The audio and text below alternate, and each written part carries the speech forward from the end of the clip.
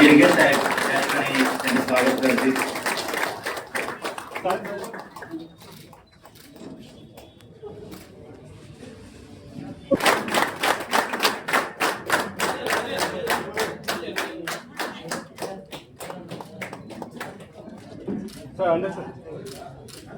त्यानंतर सन्माननीय नगरसेवक अनिल कृष्णा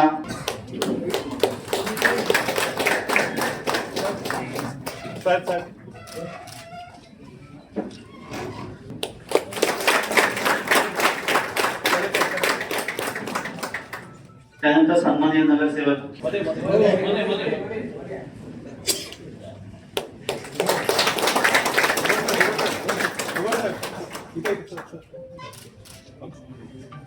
सन्मानित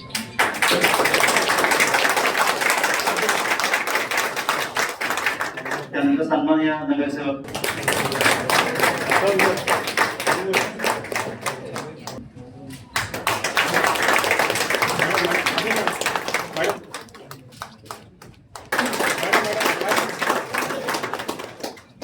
त्यानंतर सन्माननीय नगरसेवक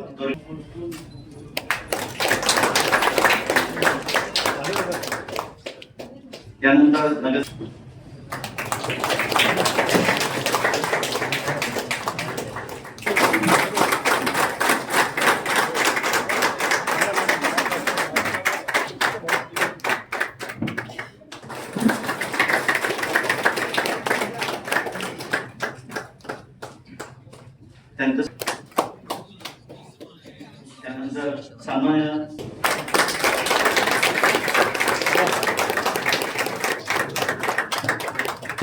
सुरेंद्र मडगावकर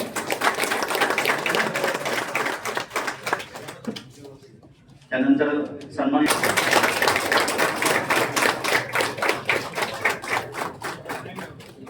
सन्माननीय नगरसेविका सुकन्या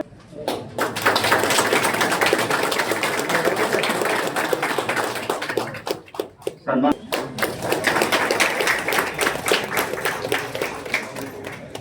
यानंतर सन्माननीय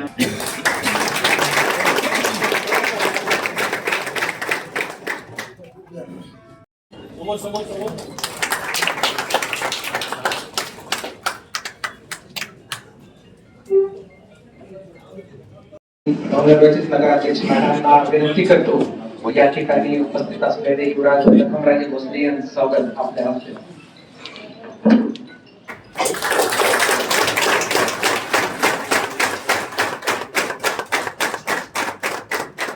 कलेक्टर ऑफिसला जावं लागलं. आपल्याच कामासाठी आम्ही गेलेलो, गॅजेट पब्लिकेशन साठी गेलेलो. 1-2 दिवसांमध्ये गॅजेट पब्लिश होईल. त्यानंतर मला यायला थोडा उशीर झाला. नंतर माझा युवराजांनी माझं बोलणं झालं आणि त्यांनी असा कार्यक्रम करण्याची संकल्पना मनोदय आमच्या पुढे व्यक्त केला. ते करत असताना माझ्या पुढच्या प्रश्नाची काही वाट न पाहता त्यांनी सांगितले की साहेब तुम्ही चिंता करू नका, सगळ्याच नगरसेवकांना बोलवणार. तेव्हा त्याच्या वेगळ्या कारभाराची पायवाट आम्हाला लक्षात आली आणि आम्ही तात्काळ त्याला संमती देऊन संध्याकाळी सर्व कर्मचाऱ्याला बोलून आजच्या या कार्यक्रमाचं आम्ही त्या ठिकाणी नियोजन केलेलं आहे. सर्वप्रथम नगरपालिका प्रशासनाचा प्रमुख आणि शासनाचा प्रतिनिधी म्हणून नगराध्यक्ष मॅडम, नवनिर्वाचित सर्व 20 नगरसेवक यांचं मी अभिनंदन करतो आणि पुढच्या वाटचालीसाठी शुभेच्छा देतो. त्याचबरोबर परवा दिवशी नाताळ आहे. नाताळच्याही आपल्या सर्वांना आणि सर्व शहरवासियांना शुभेच्छा देतो. आजचा हा दिवस प्रकाराचा ऐतिहासिक आणि नवीन अध्याय लिहिणारा आहे. त्याला कारण असं आहे की गेली 4 वर्ष प्रशासन नगरपालिकेवर इतक्या प्रदीर्घ कालावधीनंतर या निवडणुका पार पडलेल्या आहेत आणि आपण सर्वजण निवडून आलेला आहात. आता आपण जनतेच्या आशा आकांक्षा आणि प्रश्नाची उत्तरे आहात. त्यामुळं आपण जेव्हा त्या नगरपालिकेमध्ये काम करत असताना तुमच्यावर काय जनतेच्या प्रश्नाचा किती दबाव आणि किती प्रेशर आहे याची मला कल्पना आहे. कारण मी पण गेली 3.5 वर्ष मालवण नगरपालिकेचा प्रशासक होतो. त्यामुळे मला नगराध्यक्षांची बाजू, नगरसेवकांची बाजू आणि प्रशासनाची बाजू, दोन्ही बाजू मला चांगल्या माहिती आहे. त्यामुळे आपल्या साईडने आपल्यावर काय प्रेशर असेल, त्याचा काय किती, आता हा जो आपण काटेरी मुकुट डोक्यावर ठेवलेला आहे तो किती जड आहे याचा अनुभूती मलाही आपल्याला आहे. सर्वप्रथम नगरपालिका प्रशासनाचा प्रमुख आणि शासनाचा प्रतिनिधी म्हणून नगराध्यक्ष मॅडम, नवनिर्वाचित सर्व 20 नगरसेवक यांचं मी अभिनंदन करतो आणि पुढच्या वाटचालीसाठी शुभेच्छा देतो. त्याचबरोबर परवा दिवशी नाताळ आहे, नाताळच्याही आपल्या सर्वांना आणि सर्व शहरवासियांना शुभेच्छा देतो. आजचा हा दिवस खरंतर असा ऐतिहासिक आणि नवीन अध्याय लिहिणारा आहे. त्याला कारण असं आहे की गेली 4 वर्ष प्रशासक नगरपालिकेवर इतक्या प्रदीर्घ कालावधीनंतर या निवडणुका पार पडलेल्या आहेत आणि आपण सर्वजण निवडून आलेला आहात. आता आपण जनतेच्या आशा आकांक्षा आणि प्रश्नाची उत्तरे आहात. त्यामुळं आपण जेव्हा त्या नगरपालिकेमध्ये काम करत असताना तुमच्यावर काय जनतेच्या प्रश्नाचा किती दबाव आणि किती प्रेशर आहे याची मला कल्पना आहे. कारण मी पण गेली 3.5 वर्ष मालवण नगरपालिकेचा प्रशासक होतो. त्यामुळे मला नगराध्यक्षांची बाजू, नगरसेवकांची बाजू आणि प्रशासनाची बाजू, दोन्ही बाजू मला चांगल्या माहिती आहे. त्यामुळे आपल्या साईडने आपल्यावर काय प्रेशर असेल, त्याचा काय किती, आता हा जो आपण काटेरी मुकुट डोक्यावर ठेवलेला आहे तो किती जड आहे याचा अनुभूती मलाही आपल्याला आहे. नागरिकांचे नगरसेवकांकडे छोट्या छोट्या गोष्टीसाठी येतात, मोठ्या मोठ्या गोष्टीसाठी येतात. म्हणजे उदाहरण द्यायचं असेल तर पाणी गेलं, लाईट गेली, नोकरी मागण्यासाठी येतात. परंतु फारसे एका कोणाच्या हातामध्ये नसते. त्यांना आपलं एका मोठ्या नगरसेवकाच्या किंवा कोणा एकट्याच्या हातामध्ये प्रॉब्लेम सॉल्व्ह करण्याची पॉवर कोणाच्या एकट्याच्या हातामध्ये नसते. परंतु त्या जनतेला ते माहित नसतं. त्या प्रश्नाची उत्तरे आपल्याला द्यावी लागतात याची मला जाणीव आहे. प्रशासक असताना निर्णय फास्ट व्हायचे, नियमात सुस्पष्टता असायची, फायली वेगाने जात होत्या, मात्र तिथे कुठेतरी जनतेचा आवाज नव्हता. आता आपण हे जे निवडून आलेले नगराध्यक्ष आहेत, आपल्या वार्डातील जनतेचा आवाज बनून समाजामध्ये त्यांचे प्रश्न मांडा आणि पूर्ण शहराचा आवाज म्हणून नगराध्यक्ष मॅडमनी राज्य स्तरावर, केंद्र स्तरावर सावंतवाडीचा आवाज पोहोचवावा अशी या ठिकाणी मी अपेक्षा व्यक्त करतो. या ठिकाणी बरेचसे अनुभवी नगरसेवक आहेत, 2-3 टर्म झालेले नेमकी साहेब आहेत. म्हणजे आता सगळ्यांची नाव घेत बसत नाही, तर सगळे अनुभवी काही एकदम तरुण लोकही आहेत.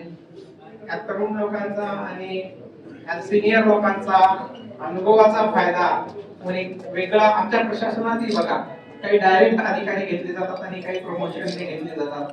नव्याच्या संकल्पना आणि जुन्याच्या अनुभवाचा फायदा प्रशासनाला व्हावा, त्याच पद्धतीने आपल्यामधून निवडून आलेले जे नवीन नगरसेवक आहेत आणि जुने नगरसेवक आहेत ते त्यांना मार्गदर्शनी करतील आणि दोघांच्या विचारांचा एक चांगला संगम इथे घडून काहीतरी चांगलं नवीन घडेल. विकासाच्या नवीन नवीन कल्पना आपल्याला राबवता येतील. आताच आमच्या लोकांनी सांगितलं की नगरपालिका जवळपास 1 जानेवारी 1888 जवळपास 150 वर्ष होती. आपल्या कारकिर्दीत 148 वर्ष आता होत आहे. आपल्या कारकिर्दीमध्ये 150 वर्ष होती. 150 वर्ष झाल्यानंतर त्या स्थापनेचा दिवस आपण सर्वांनी, कारण जे पहिल्यापासून जे नगराध्यक्ष होते, नगरसेवक होते, आपले प्रशासनातले अधिकारी असतील, मुख्याधिकारी असतील, कर्मचारी असतील, म्हणजे टॉप टू बॉटम सफाई कर्मचारी असतील आणि शहरातील सर्व नागरिक असतील, या सर्वांनी, पत्रकार असतील, या सर्वांनी 150 वर्षापासून या सावंतवाडीच्या विकासामध्ये आपलं योगदान दिलेलं आहे.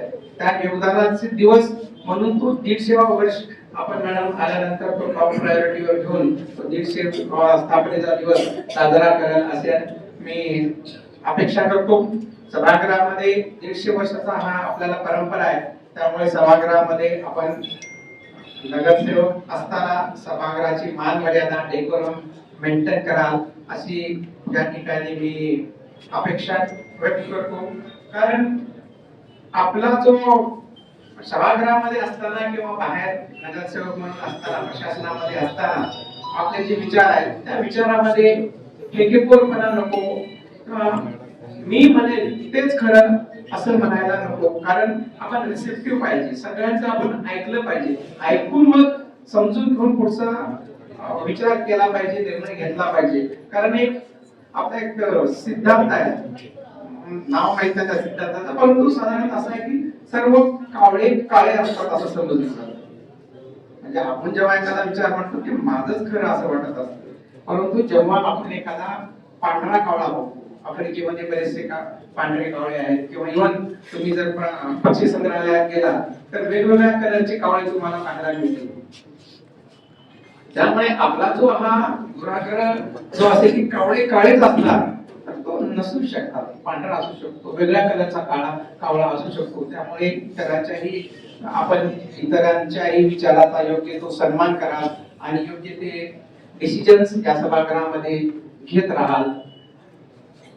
एखादा काम करत असताना आपले कर्मचारी जे आहेत, नगरपालिकेचे कर्मचारी अधिकारी, ते आपले सहकारी आहेत असं सांगतो. आपले अधीनस्थ नाही, शासनाचे ते सहकारी आहेत. त्यांच्याशी आपण आदराने वागलात तर ते जीव ओळख आपल्यासाठी काम करतील, अपमान केला तर नियम दाखवतील. त्यामुळं आजपर्यंत अशी कुठली घटना सावंतवाडी नगरपालिकेत घडली नाही, आता इथून पुढेही घडणार नाही याची कृपया सगळ्यांनी आपण दक्षता घ्यावी. कारण कागदावर सगळ्या योजना अतिशय सुंदर दिसतात, परंतु ते राबवण्यासाठी जमिनीवर लोकांची गरज असते, आणि ते लोक म्हणजे दुसरे कोणी नसून नगराध्यक्ष, नगरसेवक, अधिकारी, कर्मचारी, मुख्याधिकारी हे सर्व लोक असतात. आणि यांच्यामध्ये जर समन्वय नसेल तर विकासाची फाईल, तो विकास जो आहे तो फाईलमध्ये अडकून नसतो. विकास आपण नेहमी म्हणतो तो सापेक्ष असतो, पण विकास म्हणत असताना मला या ठिकाणी आता आपण नवीन विचाराने प्रेरित आहात. विकास म्हणत असताना मी नेहमी आपल्याला म्हणू इच्छितो की आपण शाश्वत विकासासाठी केला पाहिजे, सस्टेनेबल डेव्हलपमेंट आपण केली पाहिजे. कारण आजचा विकास उद्याची अडचण सुरू नये. पुढची निवडणूक डोळ्यासमोर ठेवून नाही, तर शाश्वत विकास डोळ्यासमोर ठेवून आपण कुठलाही निर्णय घ्या, असं ही मी अपेक्षा व्यक्त करतो.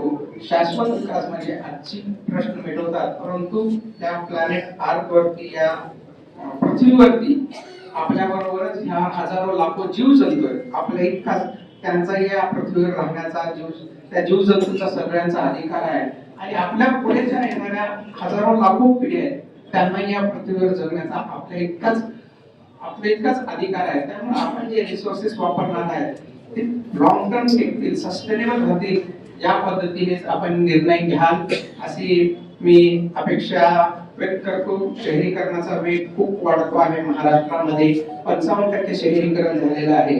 पूर्वी आपला भारत हा खेड्याचा देश समजला जायचा, परंतु आता तो कन्सेप्ट बदलून शहराचा देश झालेला आहे. आणि शहराची ग्रोथ इंजिन्स आहेत, इकॉनॉमीची ग्रोथ इंजिन्स आहेत. शहरी जर मजबूत झाली तर देश मजबूत राहील. ह्या शहरांना मजबूत करण्यासाठी नक्कीच आपला हातभार लागेल असं मी समजतो.